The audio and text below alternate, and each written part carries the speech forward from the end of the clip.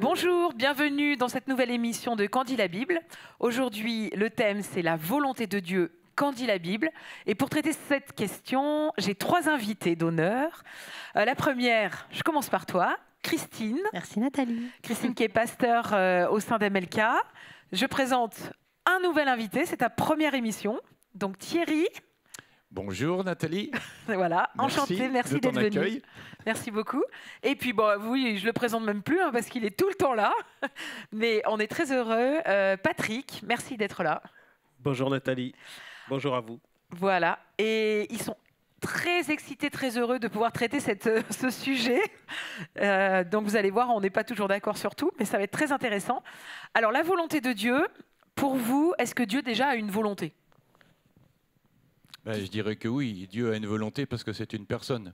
Donc chaque personne a une volonté et puis Dieu est Dieu. Donc je crois que la meilleure volonté, c'est la sienne. Donc à discuter ensemble. Voilà, fin de l'émission, il a tout dit. Non, c'est le début, on amorce. Moi j'ai inversé. Ah, vas-y. Jésus d'ailleurs, Jésus quand il était sur la terre, dans Jean 6, 40, il va dire « La volonté de mon Père », donc là on voit bien que Dieu a une volonté, c'est que toute personne qui voit le Fils et croit en lui ait la vie éternelle, et moi je le ressusciterai au dernier jour. Donc on voit bien que là il parle de la volonté de son Père. Amen. Quelque chose à rajouter ? Oui, je dirais aussi que comme Dieu est une personne, il a une volonté et il fait connaître sa volonté. C'est ça la particularité qui est dans le Seigneur. Il fait connaître sa volonté, il a fait connaître aux hommes, il parle, il se révèle, il fait connaître ses désirs, il fait connaître ses besoins. Et je trouve que c'est quelque chose de très important. Oui, la Bible, en fait, elle dit plein de fois, Dieu dit « je désire, je veux », etc. « Je ne veux pas que l'homme soit seul », exemple, etc., etc. On en reparlera tout à l'heure de ce sujet. Bien sûr. Mais par contre, c'est compliqué. Moi, je trouve la question de la volonté de Dieu, c'est compliqué de savoir comment on la connaît, comment on fait pour voilà, savoir ce que Dieu veut vraiment. Alors, pour vous, c'est quoi la volonté de Dieu pour chaque homme ? Mais moi, je dirais que la base, moi j'aime bien ce qui est simple. Je me dis la base, là j'ai lu le premier verset, c'est qu'ils te connaissent. Donc pour moi, la volonté de Dieu, c'est que chaque être humain puisse découvrir Jésus. Et puis après, ce que Jésus va dire, aimer Dieu, aimer son prochain. Pour moi, ça, c'est la base en fait. C'est la base de la volonté de Dieu pour nous. Donc pour tout le monde ? Pour tout le monde. Okay. Pour tout le monde. Ouais, je pense que Dieu est très pratique aussi. C'est pas juste le Dieu qui est dans son ciel et puis qui impose quelque chose et dans lequel on ne pourrait pas le vivre ici. Et il le dit aussi dans le livre de Michée, au chapitre 6 et au verset 8. Il dit « On t'a fait connaître, ô homme, ce qui est bien et ce que l'Éternel demande de toi. » Donc déjà, c'est déjà même pas sur tout le monde, c'est déjà à chacun d'entre nous. Il dit c'est que tu pratiques la justice, premièrement. Deuxièmement, que tu aimes la miséricorde ou la loyauté, c'est un synonyme aussi. Et troisièmement, que tu marches humblement avec ton Dieu. Donc là, on est loin d'une vie statique, on est loin de quelque chose de nébuleux. On a 3 verbes d'action, pratiquer, aimer, marcher. Donc on a vraiment quelque chose qui est ici très significatif de la volonté de Dieu. Et je dirais que c'est assez simple. Après, est-ce que c'est simple à mettre en pratique ? Voilà, on en discute. Mais c'est un programme de toute une vie. Mais c'est le programme de toute une vie, c'est vrai. Et je dirais, dans la volonté de Dieu, il y a aussi le fait que Dieu veut avoir une relation personnelle et intime avec chacun d'entre nous. Et cette volonté, il a démontré en tout temps. On voit par exemple dans le Jardin d'Éden, après avoir créé l'homme et la femme, tous les soirs, il venait s'entretenir avec eux. Et lorsque Adam et Ève n'étaient plus au rendez-vous, il est allé le chercher en lui disant « Où es-tu » Et on voit ça comme une constante dans la parole de Dieu où Dieu cherche les hommes parce qu'il veut être en relation avec eux, en intimité avec eux. Et dans la prière de Jésus, on voit ça lorsqu'il apprend à ses disciples comment prier. Il leur dit que ta volonté soit faite sur la terre comme elle est déjà au ciel. Donc au ciel, il y a déjà une volonté d'être en communion, d'être entouré de ses anges, de recevoir les louanges, etc. Et sur la terre, il veut aussi ça de nous. Alors c'est vrai qu'on a vu que la première volonté de Dieu, en fait, c'est de nous sauver par Jésus. Oui. Et c'est vrai, on a un texte dans 1 Timothée 2,4 qui dit « Car il veut que tous les hommes soient sauvés et parviennent à la connaissance de la vérité. » On a aussi « Il veut que tous les hommes aient la vie éternelle ». Donc là, on a le fameux texte Jean 3,16, hein, où vraiment Dieu a tant aimé le monde qu'il a donné son Fils unique, afin que quiconque croit en lui ne périsse point, mais qu'il ait la vie éternelle. Et c'est dit, Dieu, en effet, n'a pas envoyé son Fils dans le monde pour juger le monde, mais pour que le monde soit sauvé par lui. Celui qui croit en lui n'est pas jugé, mais celui qui ne croit pas est déjà jugé, parce qu'il n'a pas cru au nom du Fils de l'homme. Et troisième étape aussi que Dieu veut pour tous, c'est la réconciliation. Effectivement, c'est cette relation. On le voit dans le texte de 2 Corinthiens 5, 18, qui dit tout cela est l'œuvre de Dieu, qui nous a réconciliés avec lui par le Christ et qui nous a confirmé le ministère de la réconciliation. Donc vraiment, la volonté de Dieu universelle, on va dire, c'est que tous parviennent à cette connaissance que Jésus est venu et que Jésus est celui qui te réconcilie avec le Père et qui te permet de vivre une vie avec un espoir, une espérance. Alors, ça, je pense qu'on est à peu près tous d'accord là-dessus. Et ça pose une réflexion par rapport à la volonté de Dieu, parce que souvent, nous, on pense à la volonté de Dieu en termes de choses qu'on devrait faire. Je dois faire ça pour être dans la volonté de Dieu, je dois faire ça pour savoir que je suis dans la volonté de Dieu.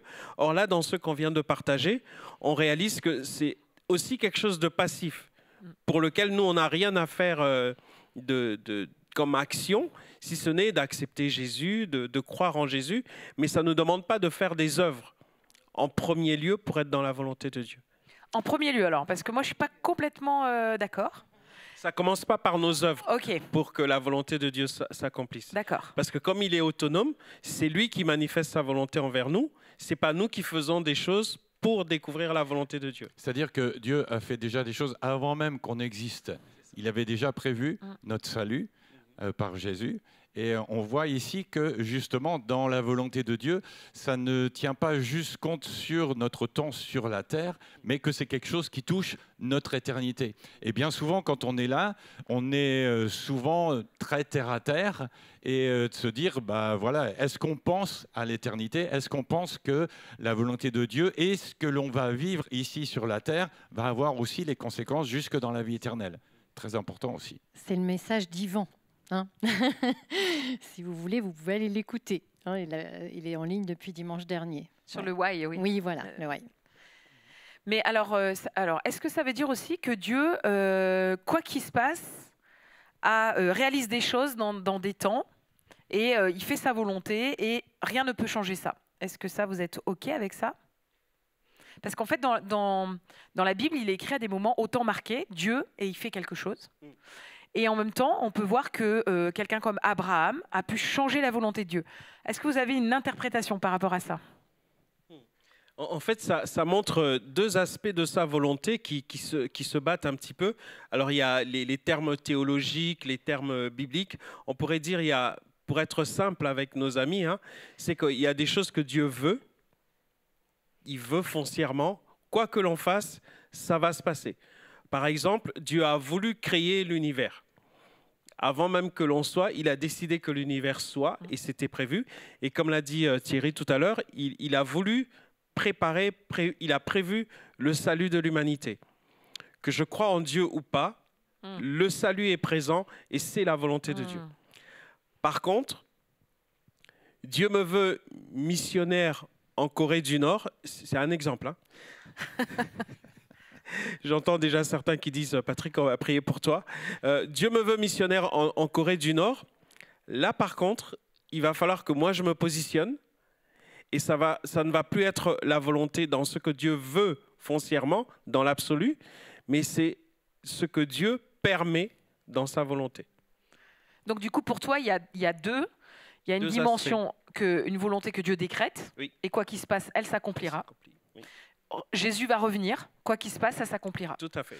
Et tu as une volonté, on va dire, plus individuelle, ou qui est...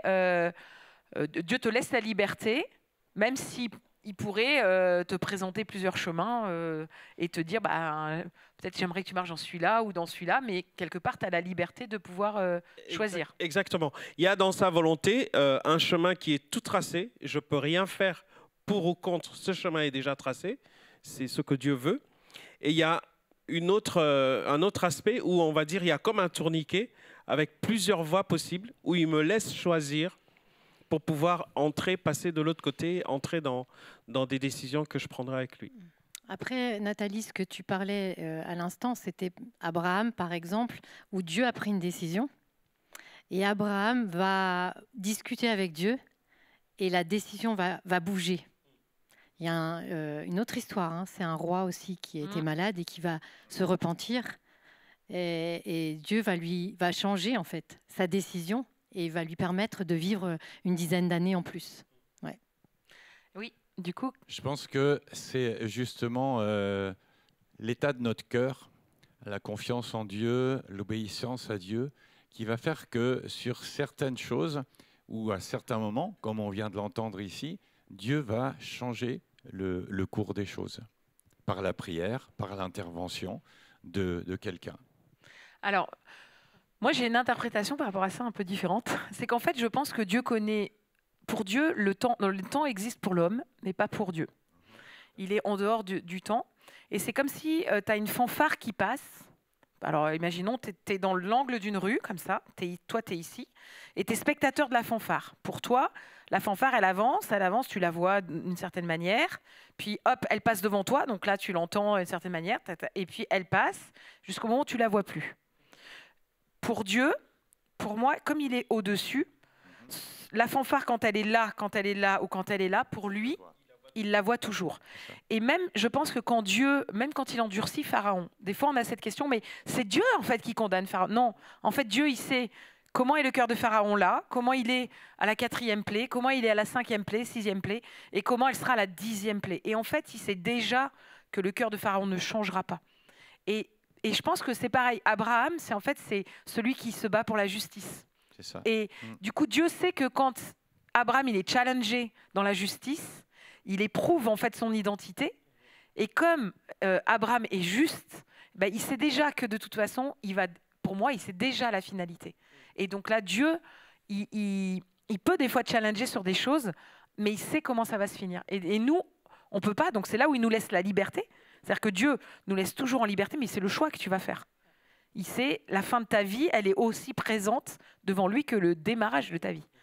Donc, liberté, mais n'empêche que Dieu voit déjà d'avance. Et ça, c'est difficile des fois à comprendre parce que certains pensent qu'ils préféreraient que Dieu indique tout jusqu'à la fin. Et puis d'autres qui disent, je voudrais pas du tout qu'il... Mais en fait, il n'intervient pas, mais il sait le choix.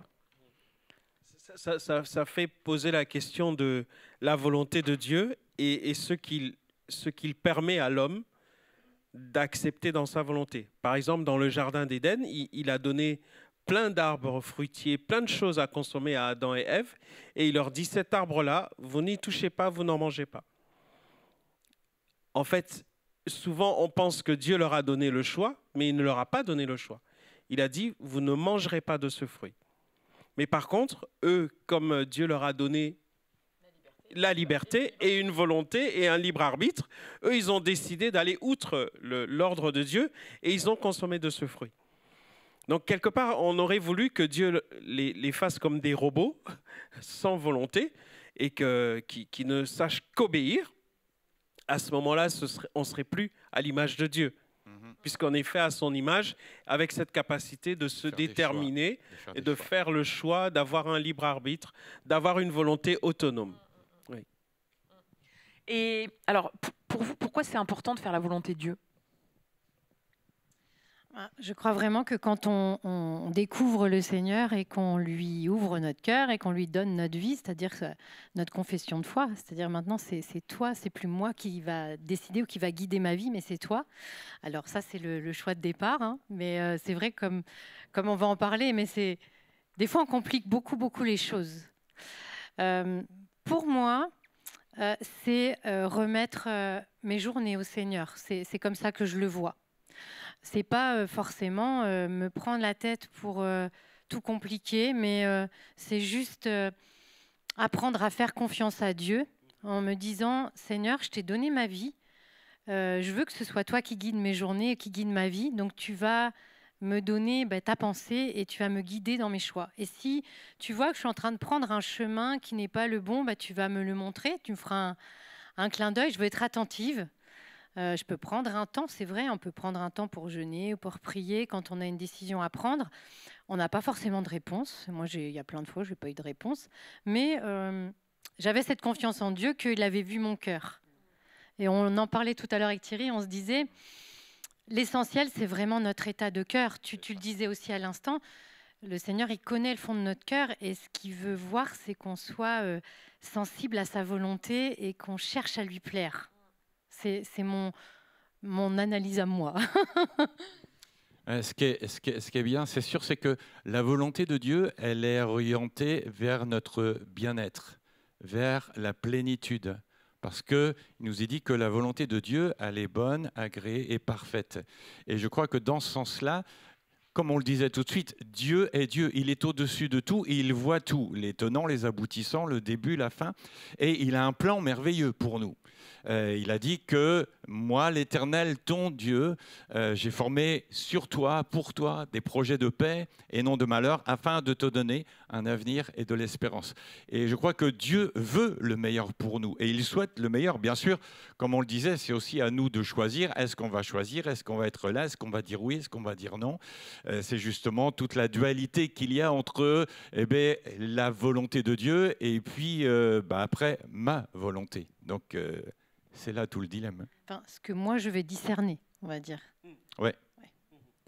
Mais aussi, c'est important de connaître sa volonté parce que on serait emporté à tout vent avec notre cœur qui peut être mauvais, avec notre cœur qui peut avoir de mauvaises dispositions, avec notre cœur qui peut être tordu, tortueux. Et c'est important de connaître la volonté de Dieu pour être guidé dans ce que lui attend de nous, dans ce qu'il veut de nous aussi. Et comme tu disais tout à l'heure, de dire, Seigneur, ce matin, qu'est-ce que tu veux de moi? Je suis à ta disposition, je veux faire ce que tu désires pour moi.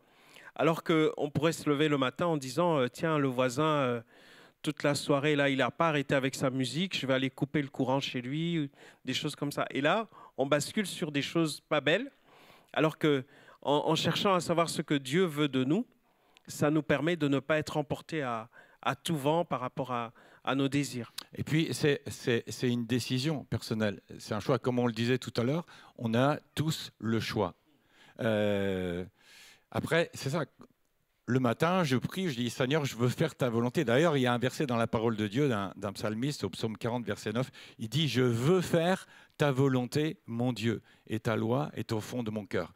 Donc, Dieu ne nous force pas, mais c'est une décision personnelle qui fait que, Seigneur, je veux faire ta volonté parce que je comprends que le meilleur est de ton côté. Si jamais, et on s'en est tous rendu compte des fois, quand on essaie de faire notre volonté, et des fois on est revenu un petit peu en disant « Caille, Seigneur, si j'avais su, je t'aurais demandé avant, je ne me serais pas pris les tools ou les problématiques qu'il y a parce que des fois on croit que nous, on sait mieux que Dieu.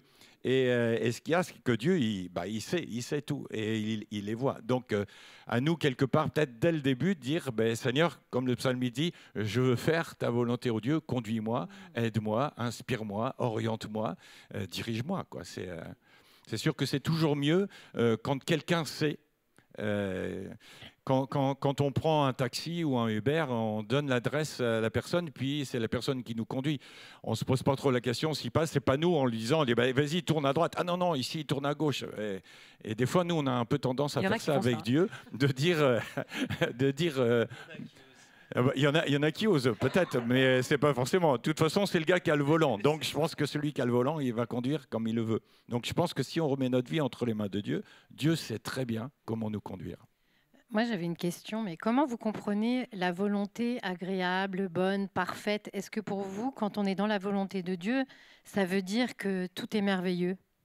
Ben oui. Est-ce que ça veut dire qu'on réussit tout? Ça veut dire que le plan de Dieu est parfait, qu'il est agréable. La volonté de Dieu n'est pas forcément agréable pour moi, parce que des fois, il peut y avoir quelque chose qui est contre ma volonté et qui va contrer mes désirs, etc. Et tout. Mais si Dieu nous dit qu'elle est bonne, elle est agréable, elle est parfaite, ça veut dire que lui, dans son plan, tout ce qui est, c'est bon, c'est agréable et tout. C'est juste que ça ne veut pas dire forcément que c'est agréable pour moi, que c'est parfait pour moi, parce que moi, je préférerais de telle manière. Mais si Dieu te le dit comme ça, c'est que automatiquement, toi, tu vois à l'instant, mais lui, il voit plus loin. Et moi, j'ai expérimenté cela. Ça fait penser au peuple hébreu lorsqu'ils étaient dans le désert. À un moment donné, Dieu leur rappelle, il leur dit, souviens-toi du chemin par lequel je t'ai fait passer dans le désert, où tu as souffert, etc., etc. Ton pied ne s'est pas enflé, tes vêtements ne se sont pas abîmés, etc. Et il dit, je t'ai conduit dans le désert pour parler à ton cœur. Et là, le désert, c'est chaud la journée, c'est froid la nuit, c'est compliqué, il y a des serpents brûlants, etc. Mais dans tout ce chemin-là par lequel ils sont passés, Dieu voulait leur parler, voulait qu'ils soient dépendants de lui, etc. Mais par quoi ils sont passés, ce n'était pas évident, quoi. Donc, quelque part, par rapport à ta question, Christine, c'est ça. C'est de dire, ça ne va pas forcément être un chemin de pétales de rose, mais par contre, ça va être ce que Dieu veut pour moi. Et ce que Dieu veut pour moi, c'est forcément parfait. Parce qu'on ne voit pas, il y a ce verset qui dit dans Proverbe 14, verset 12, « Telle voie paraît droite à un homme ». Et donc, on le sait. Mais il dit, mais son issue, c'est la voie de la mort. Et automatiquement, c'est que la personne, elle ne le voit pas tout de suite.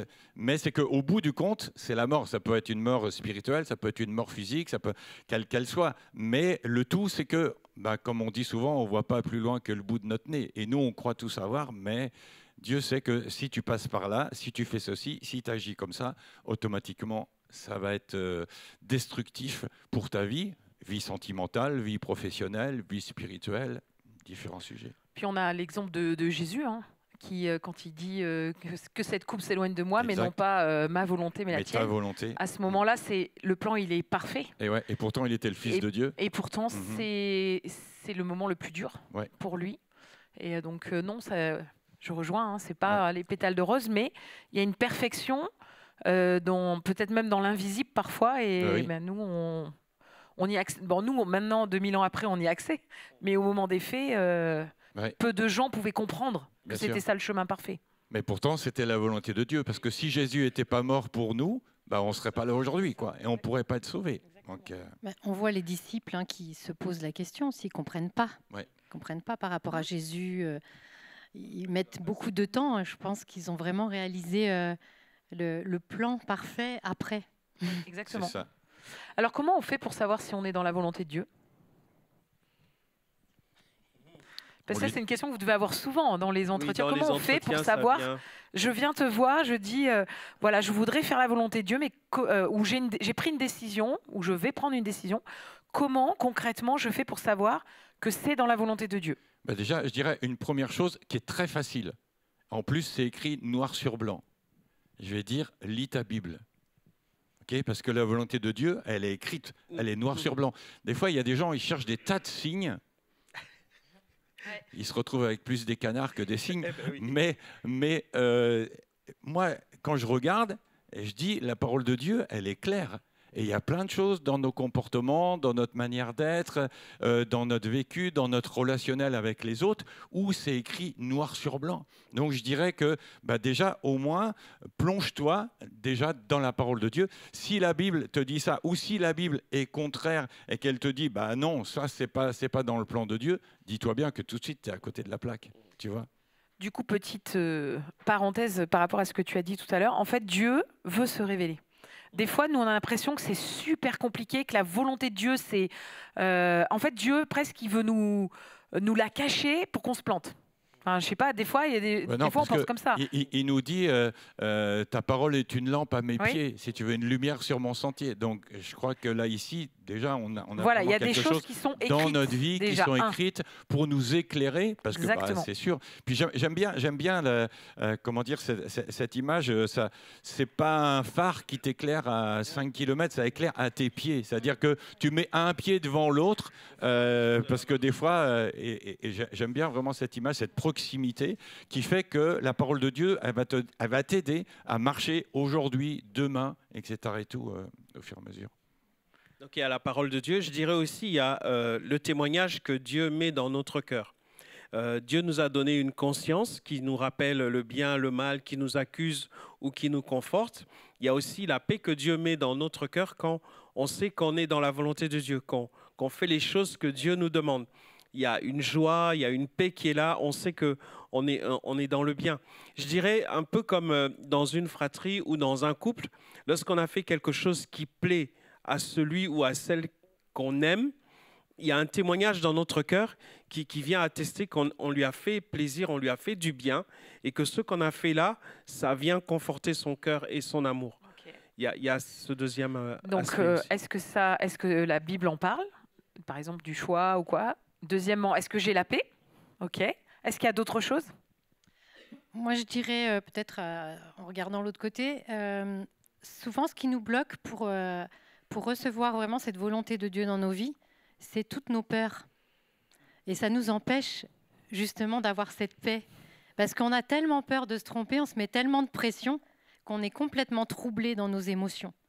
Pour peu que voilà, nos expériences de vie, où on a eu des échecs ou dans certains domaines, on peut avoir du mal vraiment à ressentir cet alignement, cette paix. Je dirais, ça, c'est peut-être pas dans le thème, mais... Ah, mais ça en fait partie, ça arrive. Je pense que quelque part, il y a une dose de confiance en Dieu. Souvent, on voit dans la parole de Dieu plein de versets, et on y revient ici, qui dit « ne crains pas, ne crains rien », etc. Parce que la crainte, la peur, dans ce que tu dis, fait que on va se trouver arrêté, on ne va pas aller, alors que quelque part, il y a aussi une dose de foi, de croire que si je demande quelque chose, la parole de Dieu, elle dit « demandez et vous recevrez ». Si je dis à Dieu « Seigneur, conduis-moi dans tes voies », mais moi, je fais confiance à Dieu. Moi, j'ai un verset qui me tient depuis des années, des dizaines d'années, qui dit « Moi, l'Éternel, ton Dieu », c'est dans Ésaïe, « Moi, l'Éternel, ton Dieu, je t'instruis pour ton bien. Je te conduis dans la voie que tu dois suivre. » Et je dis qu'à partir de là, je me repose. Est-ce qu'un enfant se pose la question, quand il est dans les bras de son père, de sa mère, de se dire où est-ce qu'il m'emmène, qu'est-ce qu'il fait? Le gamin, il fait confiance. Tu peux l'emmener n'importe où, il est avec papa, il est avec maman, et il est là et il est confiance. Je fais confiance à Dieu. Est-ce que je comprends? Non. Il y a des fois où je n'ai pas compris, il y a des fois où j'ai prié, où je n'ai pas été exaucé, et j'ai eu des circonstances où Dieu m'a répondu des années après. Je posais la question sur la volonté de Dieu. Et quand j'ai prié par rapport à ce que je vivais, je n'avais pas le retour. Ma prière, elle s'arrêtait au plafond. Et je priais et je jeûnais. Et quand tu pries et que tu n'as rien, une semaine, 2 semaines, 3 semaines, 1 mois, 6 mois, tu es là, et tu te dis, je ne suis pas un bon chrétien. La volonté de Dieu, c'est quoi? Etc. Et tout. Et dans ta foi, tu continues. Et moi, Dieu m'a répondu 3 ans après, dans quelque chose qui était et qui arrive, qui sont les circonstances, où Dieu va aligner et sa parole et ta prière et les circonstances. Et au bout de 3 ans, quand je suis arrivé avec une décision vitale à prendre dans ma vie, et que je suis arrivé à l'endroit où j'étais, à ce moment-là, Dieu m'a dit, tu vois? Et là, tu fais, ouch, Seigneur, tu es trop fort quand même. Mais Dieu il dit, je ne t'ai pas répondu les bonnes parce que tu n'aurais jamais compris si je t'avais donné la réponse. Aujourd'hui, 3 ans après, dans la circonstance, je te montre et je suis là. Et tu vas pouvoir prendre la décision par rapport à ce que je te montre aujourd'hui. Et en effet, j'ai pris la décision et elle a pesé lourd dans le fait de ma décision. Parce que si je m'étais écouté moi-même, la situation que j'avais et la position, j'y allais droit dedans. Et le fait que Dieu m'ait montré ça, je n'ai pas pris cette option-là. Mais voilà, c'est des fois compliqué quand tu n'as pas et quand tu apprends et que tu demandes. Mais, comme on le disait tout à l'heure, Dieu sait toutes choses. Les circonstances pour lesquelles Christine a partagé tout à l'heure, avec les peurs, c'est important parce que quelque part, on retrouve beaucoup de chrétiens qui sont comme sclérosés en disant « j'ai peur de me tromper, j'ai peur d'être à côté de la volonté de Dieu » et ils sont paralysés, ils sont bloqués, ils n'avancent même plus alors que le fait d'avoir confiance, de se reposer dans les critères que Dieu donne, sa parole, la paix dans le cœur, les circonstances et le fait d'être vraiment en paix, de dire mon Père, il va pas me conduire dans un mauvais endroit. Si je veux un œuf, il ne va pas me donner un serpent à la place. Donc, je reste. Et il se prive d'une vie de plénitude avec Dieu parce qu'ils se bloquent en cherchant à faire « Est-ce qu'il faut que j'évangélise mon voisin ?» C'est écrit, allez par tout le monde. Oui, il y a des Donc choses il qui faut lui sont- parler, il doit C'est ça. connaître.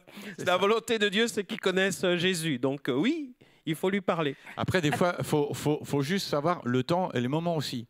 Et je pense que c'est pour ça que c'est important aussi de prier, parce que, bien sûr, c'est la volonté de Dieu que je parle à mon voisin.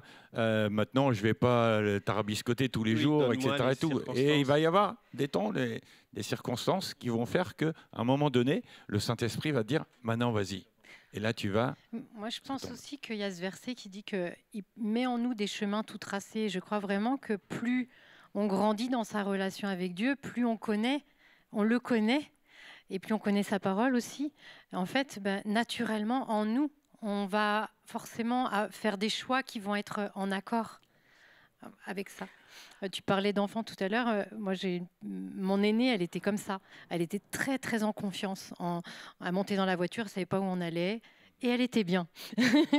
Et souvent, dans les entretiens, quand j'ai des personnes qui ont beaucoup de peur, je leur dis, mais tu vois, un petit enfant, tu vas en forêt, il va courir.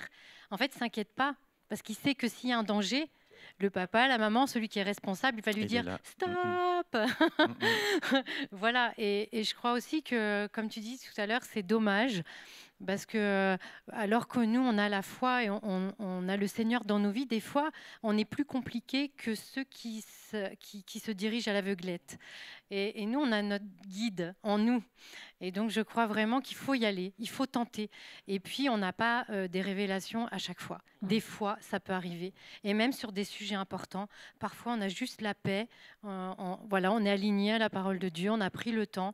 Eh bien, il faut y aller. Et de toute façon, si c'est pas ça, admettons, on peut se tromper, c'est pas grave. Eh bien, on aura appris des choses. Moi, j'ai fait de la randonnée. Des fois, il n'y avait plus de signes sur les arbres. Et ça nous est arrivé, on a fait des détours. Mais bon, on a mangé des baies, on a trouvé des trucs. Et puis, on a vu des paysages qu'on n'aurait pas vus autrement. Et puis, c'est pas grave. À un moment donné, on s'arrête et on se dit, là, c'est quand même bizarre. Il n'y a plus de signes, il n'y a plus rien. Bon, on refait demi-tour. Et puis, on retourne au rond-point. Puis, on reprend un autre chemin. Je pense que c'est beaucoup plus enrichissant, personnellement. Ça crée aussi plein d'expériences dans nos vies. Et puis, ça nous fortifie aussi. Et puis, on vit, quoi. On vit.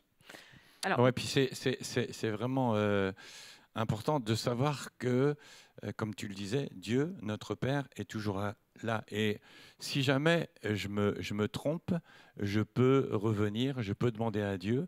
Et moi, ça m'est arrivé des fois de prendre certaines circonstances pour la volonté de Dieu. Et ça ne l'était pas, parce que j'ai cru.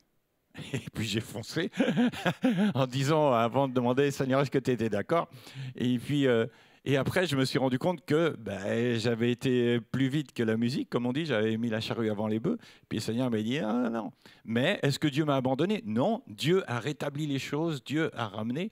Dans le domaine professionnel, j'ai vécu un truc qui était vraiment où j'ai engagé, enfin ma famille, un déménagement et tas de trucs. Et au bout du compte, c'était pas vraiment la volonté de Dieu. Mais qu'est-ce que j'avais vu? Moi, j'habitais en Normandie, on me proposait un poste sur la Côte d'Azur en tant que directeur commercial. Et donc, j'ai dit merci Seigneur, c'est bon, on y va.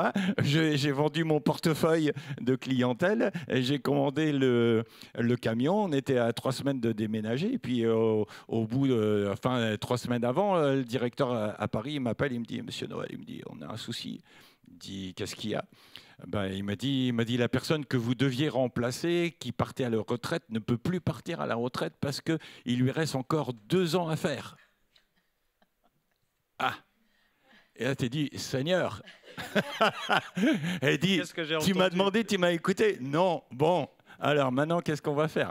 Donc, et puis, automatiquement, tout annuler, tout revoir. Et puis, mais est-ce que Dieu m'a laissé dans la panade? Non, absolument pas. J'ai prié, Dieu a permis, a conduit les choses. Et puis, j'ai pu subvenir, trouver un autre job, trouver autre chose. Et puis, j'ai continué. Mais voilà, c'était pas la volonté de Dieu. Si j'avais fait, et si malgré tout, je m'étais endurci dans ma décision de vouloir absolument, parce qu'ils m'ont proposé aussi une autre possibilité dans le sud. Mais là, je me suis dit, OK, gars, tu as pris une mauvaise décision, tu as été plus vite que ce que tu voulais. Donc, je suis revenu. Et puis, je dis, Seigneur, OK, j'ai compris, tu veux pas qu'on aille là-bas. Donc, et puis, voilà, j'y suis pas allé, parce que si j'y avais été, je ne serais pas là aujourd'hui. Alors c'est vrai que du coup, avant que tu fasses ton témoignage, j'allais vous dire que ça me paraissait assez simple, mais que parfois les circonstances peuvent être très favorables, et pourtant ça n'est pas la volonté de Dieu. Du coup, dans ta situation, dans le témoignage que tu racontes, c'est exactement ça. Et je pense que chercher la volonté de Dieu, la première, pour moi, une des clés principales, c'est chercher à aligner toujours son cœur avec Dieu. Et plus tu es... voilà, fais de l'Éternel tes délices et il te donnera ce que ton cœur désire. En fait, c'est qu'à un moment, tu es tellement, quoi qu'il arrive, quoi qu'il se passe, tu as réussi à te débarrasser de tes propres intérêts, de ta propre volonté, de tes sentiments, de même peut-être parfois de ce que tu vois ou de ce que tu crois voir. Ouais. Ton cœur est, quoi qu'il arrive, Seigneur, que ça soit là ou là, j'irai. Je pense que c'est cette transformation-là qui nous permet de pas nous tromper sur la volonté de Dieu. Ouais. Et parfois, même en ayant cette disposition, on peut se tromper. Ouais. Et le fait de dire, ok, donc j'ai pas su reconnaître, c'est comme quand on apprend aux gens à écouter la voix de Dieu. Exactement. Au début, on a l'impression... soit qu'on n'entend rien, soit tout ce qu'on entend, on pense que c'est Dieu qui l'a dit. Et du coup, on partage, ah ouais, Dieu m'a dit ça pour toi, Dieu m'a dit ça. Pas du tout, en fait, non. Et parce que... Dieu m'a dit que tu devais te marier avec moi. Voilà. Non, mais exactement. Il ne me l'a pas dit à moi. Voilà, on a ça. Et en fait, c'est un apprentissage. Et savoir reconnaître la voix de Dieu, c'est un apprentissage. Savoir faire la volonté de Dieu, c'est un apprentissage. Exact. Et il y a des allers-retours, des fois, il y a des détours. Il y a des abandons... peut-être de projection, de promotion, de plein de choses dans nos vies. Ouais. Mais voilà, je pense qu'une des clés, c'est quoi qu'il se passe, de dire à Dieu, quoi que tu me demandes de faire, tu gardes mon cœur avec toi. Quoi. C'est ça. Et c'est l'essentiel, quoi. Le cœur, l'attitude du cœur pour dire, ok, Seigneur, je veux faire ta volonté. Et malgré tout, après, Dieu nous ramène toujours, hein, parce qu'il est un Père plein d'amour, et puis... il va nous guider dans notre vie. C'est ce qui est super. Dieu n'est pas un père fouettard, dire ouais, tu t'es trompé, maintenant c'est bien fait pour toi, débrouille-toi. Non, absolument pas. Et combien de fois j'ai vu la grâce de Dieu et l'amour de Dieu nous rattraper et dire ok, bon, maintenant tu as compris. C'est que toujours Dieu nous apprend quelque chose dans même dans nos erreurs, Dieu nous permet d'apprendre quelque chose. Alors moi j'ai une question. Est-ce que vous avez un personnage dans la Bible pour lequel vous dites, lui ou elle d'ailleurs, ils ont vraiment fait la volonté de Dieu? Christine. Moi c'est Marie. Marie parce que franchement c'était pas facile. Elle se retrouvait dans une situation très compliquée, mais elle a accepté la mission. Et pour moi c'est un bel exemple, vraiment un très bel exemple. À porter Jésus. Moi, j'ai un gars qui me scotche toujours dans son attitude et sa manière d'être, parce qu'en plus, ça a pris des années avant le temps où Dieu lui a révélé ce qu'il voulait faire avec lui et puis la réalisation. Et ce gars-là, c'est Joseph, quoi. Et j'étais waouh, je suis toujours impressionné de voir son attitude, de voir ce qu'il a subi. De voir comment il se comporte malgré les difficultés en face de ses frères, lorsqu'il se retrouve utilisé comme un esclave, lorsqu'il se retrouve fidèle dans la maison de Potiphar, lorsque il reste dans son intégrité quand la femme de Potiphar lui propose de coucher avec lui et tout, et comment il se défend. C'est là que je me dis aussi, il y a une question que je me pose à chaque fois, parce que le gars, il est honnête, il va respecter, et malgré tout, il va se retrouver en tôle. Wow. Et je dis là, Dieu le justifie pas. Moi, j'aurais été lui, j'aurais dit, mais Seigneur, écoute, attends, pourtant elle était belle, pourtant j'aurais pu, etc. Je ne l'ai pas fait. Et d'ailleurs, il le dit, comment ferais-je un aussi grand péché devant mon Dieu et devant mon patron, quoi. Et malgré tout cela, même quand il est en prison, là encore, il a une super attitude, de sorte qu'il va se retrouver à servir les autres. Le chef de la prison voit que l'Éternel est avec lui. Donc on voit ici cette attitude, ça se voit chez les autres. Et puis malgré tout, après, ces talents qu'il met au service du roi pour apporter la révélation des songes, des prophéties, apprécié. Et au bout du compte, quand tu vois, je ne sais combien d'années, parce que le gars, il n'est pas resté 6 mois en tôle, quoi. Ça a duré 10 ans, 12 ans, 13 ans, je ne sais plus. Mais il arrive jusqu'à ce qu'il arrive à être enfin le Premier ministre. Et même quand il est là, et que ses frères reviennent, lui, il les reconnaît. Eux ne le reconnaissent pas. Mais il n'est pas là à dire « Ah, mais gaillard, vous allez voir maintenant, on va se retrouver. » Et puis vous allez voir. Non, il est là, il est plein ému. Un petit peu quand même. Un on va petit peu. dire qu'il organise quand même les choses de façon à créer chez eux la repentance. Il va tester un petit peu, mais quand même, il va à un moment donné, il va pleurer dans un coin parce que il voit, il est tellement ému de les retrouver. Et il bénit quand même et sa famille et son pays et tout ce qu'il a fait. Mais très impressionnant de voir la volonté de Dieu avec Joseph. Alors moi, je pense à Enoch. Dans Hébreux 11, au verset 5, il est dit « C'est par la foi qu'Enoch fut enlevé pour qu'il ne voie pas la mort, et il ne parut plus parce que Dieu l'avait enlevé, car avant son enlèvement, il avait reçu le témoignage qu'il était agréable à Dieu. » Et là, c'est un personnage qui me touche parce qu'on est à l'époque avant la loi de Moïse, on est à l'époque vraiment du tout début de l'humanité. Et lui, dans son cœur, il avait reçu le témoignage qu'il était agréable à Dieu. Et Dieu l'a enlevé. Donc j'imagine les autres qu'il avait pris comme modèle, etc. Ils cherchent Enoch du jour au lendemain. Il n'est plus là, il n'est pas mort. Ouais, il a été enlevé, quoi. Dieu l'a pris. Ouais. Et c'est un peu les prémices de ce que nous, on vivra aussi par rapport à l'enlèvement. C'est que le Saint-Esprit rend témoignage à notre esprit qu'on appartient à Dieu. Et l'objectif, c'est qu'on soit avec lui pour l'éternité. Et ça, je trouve que c'est un bon témoignage de comment un personnage peut être dans la volonté de Dieu et recevoir le témoignage dans son cœur aussi. Alors moi, j'en avais 2. J'ai Esther, j'aime beaucoup Esther parce que elle est dans une situation qui est critique et un peu comme Joseph, elle pourrait rendre la justice, puisqu'en plus elle a le pouvoir de le faire. Ouais. Et elle va avoir cette attitude de se placer devant Dieu et de concevoir avec Dieu une stratégie, au point d'inviter son ennemi à sa table, à un banquet, etc. Et je trouve que tout ce passage où elle arrive à rester dans une attitude de soumission, à le faire dans le temps qu'est celui de Dieu, etc. Je trouve que c'est un vrai challenge dans nos vies. Parce que des fois, quand on connaît la volonté de Dieu, on veut agir vite aussi. Et dans la volonté de Dieu, des fois, il y a aussi ça, c'est pas pour tout de suite, etc. Et quand on a un tempérament un peu, ça y est, j'ai compris, hop, j'y vais. Des fois, c'était la bonne chose, mais pas le bon moment. Et puis après, évidemment, l'exemple suprême, Jésus. Lui, il a fait en toute chose la volonté, cœur, action, parole, tout était conforme entièrement à la volonté de Dieu. Donc, oui, vraiment un exemple à suivre quand on n'a pas envie le de meilleur, faire la volonté. Le plus beau, le plus fort, le modèle. Il y a un sujet quand même qu'on n'a pas parlé et je pense qu'il y a beaucoup de gens qui se posent la question, c'est par rapport au mariage.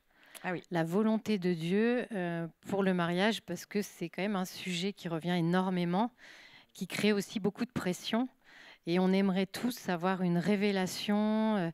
Oui, c'est vrai que ça fait partie des choix très importants de la vie où on s'engage pour toute la vie à être aux côtés d'une personne. Et on ne sait pas comment elle va être plus tard, ou dans 10 ans, 20 ans, 30 ans.